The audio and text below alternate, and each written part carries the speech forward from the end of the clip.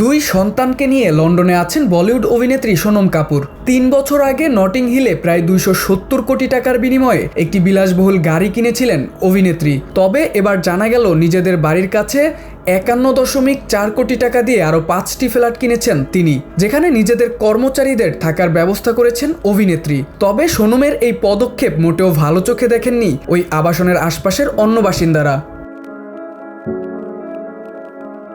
জানা গেছে যে ৫টি ফ্ল্যাট কেনা হয়েছে সেটি নটিং হিল সংলগ্ন এলাকায়। তবে আশপাশের প্রতিবেশীদের অভিযোগ, তারকা দম্পতি নাকি ওই ফ্ল্যাটগুলোকে সামাজিক আবাসনে পরিণত করবেন বলে জানিয়েছেন, আর তাতেই আপত্তি জানিয়েছেন অন্য ফ্ল্যাটের বাসিন্দারা।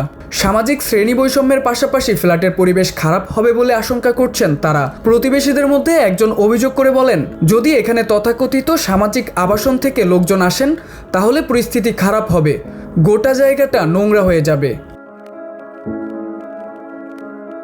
আরেকজন দাবি করে বলেছেন, শুধু প্রভাবশালী বলে অন্য বাসিন্দাদের মনে ভয়ের আবহ তৈরি করে দেওয়া হচ্ছে, যাতে কেউ মুখ না খোলে। যে সুন্দর প্রতিবেশী সুলভ পরিবেশ সবাই মিলে তৈরি করেছিলাম সেটি বদলে যাচ্ছে।